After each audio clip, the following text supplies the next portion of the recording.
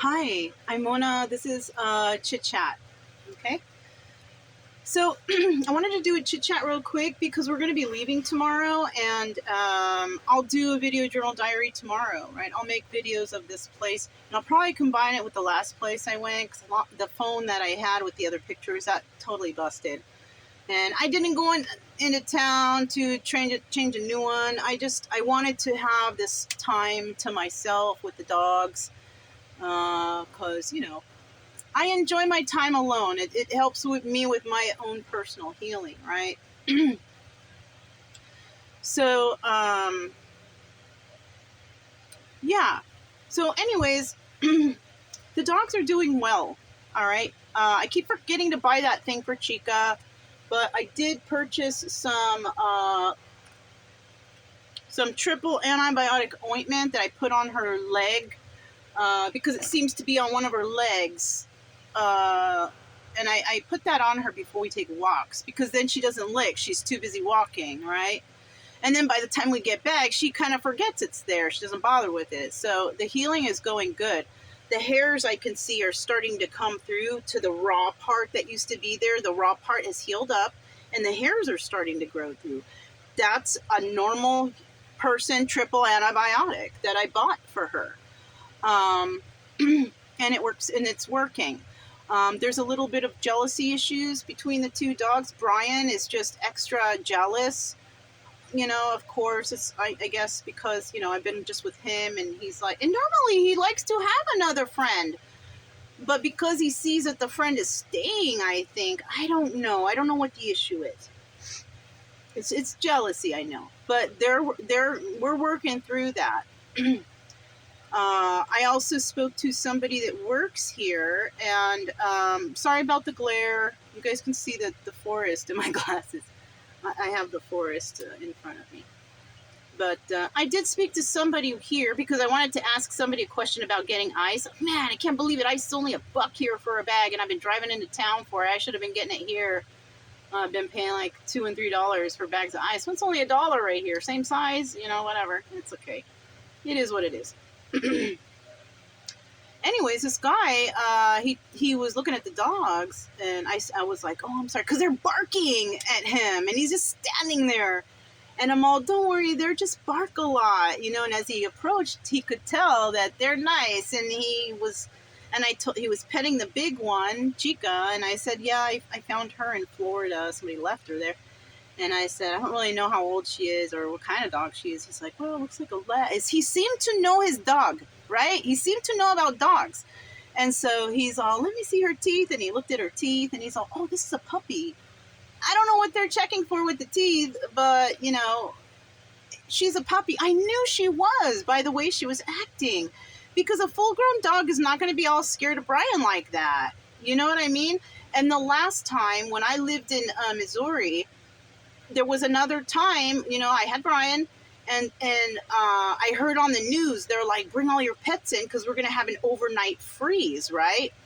And so I was like, all right, yeah, no big deal. But there was another dog out there, and it kept coming, and I was like, oh my gosh, there's a dog out there. It's going to freeze to death tonight. It didn't have a collar. It didn't have anything. And I was like, oh my God. So I invited it in. I fed it. And I'm like, what the heck am I going to do, right? I think I might have it in the video journal diary from way back, Anyhow, back then, Brian was excited. He thought he had a new friend. But I worked feverishly to try to find whose dog this is. The dog stayed the night. Everything was okay. And I went on Facebook. I announced something. I put out, and then, yeah, found the owner. They were so happy. And so, I gave the dog back. Brian was upset, but it wasn't our dog, and I'm not trying to steal anybody's dog. No. Like when I found Chica, I definitely went to the vet and I had them scan her for a chip or anything, any sign of whose dog this is, and there was nothing there. They called animal regulation, and those people are like, ugh. The most terrible, Quincy, Florida. Don't ever, that place, like a death hole for animals. I went to the place. I saw it. It was, it was not good. Anyhow, So I got her the necessary shots she needed, and I brought her back, and she's been with us ever since. And she's been a very good dog. But Brian is just not taken to her right now. But we're getting through it slowly but surely. And I kind of like Chica now. You know, she's a very good guard dog. She's really sweet, but she's real intimidating. Brian looks real sweet too, but he can also look intimidating. So it's like that, and that's what I need on the road since I'm by myself. It's safer for me, right? So yeah, I just wanted to kind of fill in on that. They both had to wear the muzzles today because of the barking and all that stuff, and she did not like that, you know, because there's a kitten around here, and Brian scared a kitty up the tree and was like, ah! So basically what I did was I put the muzzle on. I heard him do a little bark. He probably sees the kitty again, but he was in a muzzle for a few minutes to tell him, don't be barking at the cats. Don't be barking all the time, you know. I put the muzzle on him when he saw the little kitty, and he was quiet, and then there goes Chica. Just bark. So I had to put the muzzle on. She did not like that. She hated it. She hated it. But I only leave it on them for about the 5 to 10 minutes at most, because, you know, they hate it. And it makes me feel bad when I see how they look. They look sad, you know. Chica tries to get it off, but I finally got it positioned to where she can't get it off. It's not hurting her. And I put it on her. She stopped barking, and then and I kind of tied up Brian a little closer to the trailer, and the kitty was able to get down and get away. Once the kitty was able to get down and get far enough away, I went ahead and I took the muzzles off. That wasn't even like 10 minutes. It was like six or 7 minutes.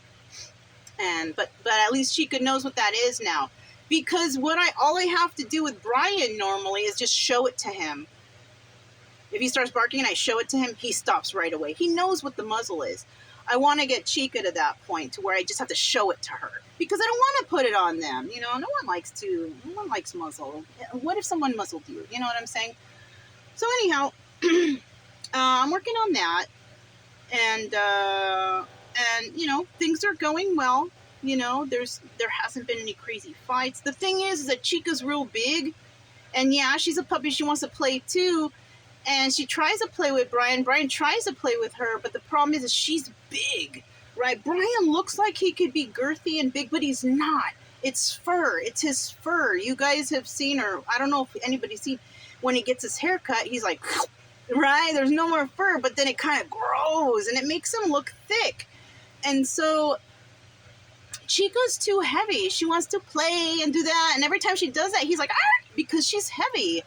So I have to try and figure out, or maybe she will realize later that she can do that she's too heavy. That we'll figure that part. We'll figure it out. Another thing I wanted to talk about, you know, since those things are going okay, and, you know, we've been doing good here, and I've been going through some of my own personal healing with the doggies, doing some thought about future stuff that I want going on in my life, and how I'm going to go about things.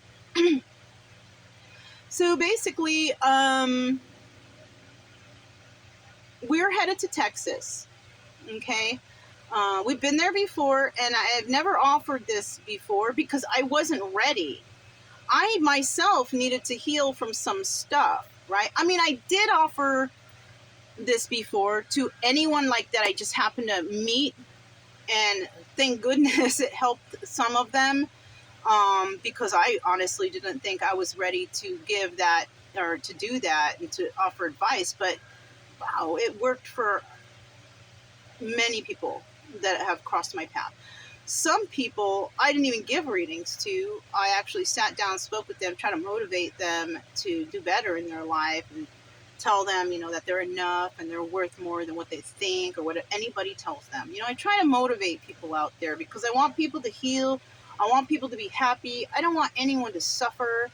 You know, it makes me feel bad. I don't like it. I'm very sensitive to that. I'm very sensitive to people who are hurt. You know, and it's crazy because, like, people, and I don't ask for it. People come up and they they spill all their stuff on me, like their problems, their sadness, and it's like, I don't know why. I'm not sure why people do that, but it's almost like I feel it's a cry for help, you know, a little bit. So what I do is I'll dig that back into my personal files, you know, and try to help them with things that I've been through, you know, just talking to them, you know, anything I can say to help them. Some people,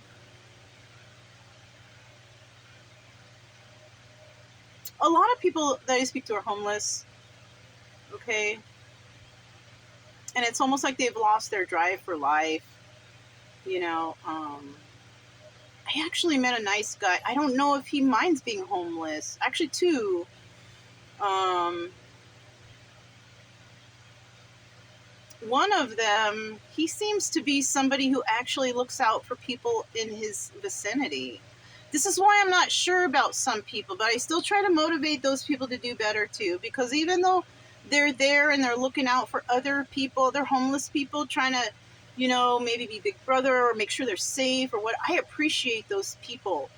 And I really hope that that one guy, I'm not going to say who he is, but I really hope that that one guy, you know, I hope something fabulous happens to him, because he really did seem to care about the people who were homeless in the vicinity of where we were. Um, yeah. So some people out here, you know, that guy shouldn't be there though. You know, even though I see that he does have care for a lot of people around, he had care for me when I went there. I just went there to walk the dogs, put him in the little dog walk park.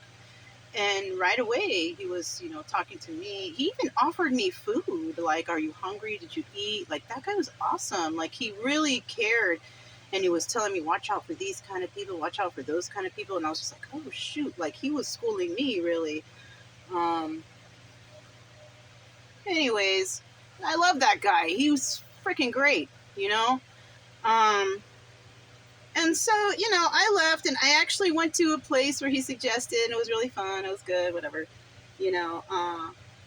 But what I've decided from going through that experience and some others, you know, that I've decided that I'm going to be offering, you know, free readings for anybody that wants them. I normally do anyways, because I think that, you know, I don't think I'm good enough to take money, but in the end, when the people are like, oh, wow, I think it was so good, blah, blah, blah, yeah, it helped, I understand, I know, that makes me feel like, okay, maybe I am ready. But the thing is I still just can't take the money from these people. I can't. I don't feel good taking money from people, you know, when they're hurt. I can't. Um, so I'm going to be offering free readings at the locations that I'm at. I don't know how I'm going to announce it. I think I've announced it a couple times in a reading and another, maybe a chit chat or a video journal diary. I can't remember which one, but I think I'm just going to keep saying that until, you know, maybe the right person who needs it will come, because I do not do readings. I'm not going to do any online readings. I only do readings face to face, you know? So, I mean, I feel bad for people who might be in other places and they can't get to me, but I don't feel like I can really discuss or talk to a person through the video. I need to see them face to face. We need to talk. I need to feel their energy. I need to feel how they're feeling and help them through that, right? Because it's not just a face to face. You feel them, their emotions, how they feel, and if you've been through a lot like I have, you tend to know a little bit about the pain that they're feeling. So when you're a person that's like me, if you've, you know, been unfortunate enough to have experienced these terrible things in life, you know. So I'm basically just trying to share my knowledge with anybody out there who believes that maybe I might have something that can help them. So basically what I'm going to do is, you know, I'm going to offer these free readings. And I'm not going to take anything, because another reason why is because anybody who actually gets in their car and drives all the way out there to come see me to try and get a reading because they're feeling some kind of way inside, shoot, they had to pay the money. They're taking time out of that. That's enough payment for me. That's me seeing somebody out there. They really want help. Maybe they can't afford it, because you know what? Everybody's charging this and charging that. Just because somebody wants help, just because somebody wants to heal, just because someone needs knowledge, it's like, fuck, man. No one wants to give information free anymore. No one wants to help anybody for free anymore. They only want to help at a cost. You know? That's selfish. That is so selfish, especially if you have someone coming to you and they're hurt inside and they don't know how to heal it. Maybe if I have any kind of advice to help them, I will try, because you don't know what's going on, right? Only they do. And I'll tell you what, no therapist is going to help you. All the therapist does is, how does that make you feel? What the fuck? I just told you how it made me feel. It made me feel like shit. How do I heal myself? And they'll suggest, why don't you go to meetings? Why don't you? Stupid shit. You're going to go to that meeting. You're going to be aggravated at the other people's stories, because you're going to be like, what the fuck? It has nothing to do with me. You know what I'm saying? Because I've been to those meetings too. None of them helped. None of them. They put me in an Alcoholics Anonymous meeting. I was about to fucking explode in there. No, some people have different issues, and everybody's got to tackle their own issues personally by themselves. Right? No one needs to hear about anybody's play-by-play or anybody's story. Who gives a fuck? We have our own, and we're trying to heal ourselves. Everybody's story's different. I hate to sound so harsh, but that's the truth. There is no meeting, no nothing, no anything that I could go through to in the past that helped me at all. The only way that helped me was when I realized, well, I got to go out and I got to figure this shit out myself. And I did. And I'm freaking proud of myself. I don't see anybody out there very much proud for me, because no one cares when you're hurt. No one cares when you're going through something. They don't really care. They're only happy for you when you succeed, because maybe they can get something out of it. That's how I feel. So, yeah, that's what I'm going to be doing, you know, because I know that I've passed so many people on the road here. It's been like a year and a half now, and everybody that has crossed my path, I know that I have mentioned something or helped them in some way to, you know, motivate them to do something for themselves, you know? So, yeah, I'm going to be offering that everywhere I go. This kind of changes the future plans too. A little bit, but not really. I wanted to get some land. I wanted to go to Texas, and after the winter, go back to Missouri and buy a house and just, you know, settle down, you know. But I may just, you know, get the property, but I think I'll be leaving again, because I just want to help people. I just want to help people, and I want to help them heal from heartbreak, from sadness, from hurt, from abuse, from trauma, whatever it is they went through. I want to help them, and I want to help them one-on-one. There's no better way than me to do that one-on-one. It's so impersonal when you do stuff online, or, you know, it's, you don't feel that energy really. It's, you know, and all these energy healers saying this, that's fucking fake, okay? Somebody can tell you something in a grocery store. Say you're having a shit ass day. You're walking through the grocery store and somebody comes up to you and say, wow, you look absolutely beautiful, or I love that. You automatically change their whole day. That's what the energy healers do. They're going to motivate you. They're going to tell you all kinds of shit that you could already be knowing and telling yourself, except they want money for it. They want money to tell you that you're enough, that you're good, that you're quality, that you can heal. They want money to tell you that. I don't need it. I don't need the money. I was lucky. And because of that luck, I feel obligated to help other people. I know I'm not. I know I'm not obligated to help anybody, but I'm that person. I want to see people heal. I want to see people get better, you know. So that's the plan. That's what I got going on. And hopefully, you know, I can do some healing. I'm so dying to get out there and help people just by myself, however I can, you know. I hope to see some friends also that I've seen from last year. But other than that, yeah, that's all I have for this chit chat. And I'm Mona, and I'll talk to you guys next time.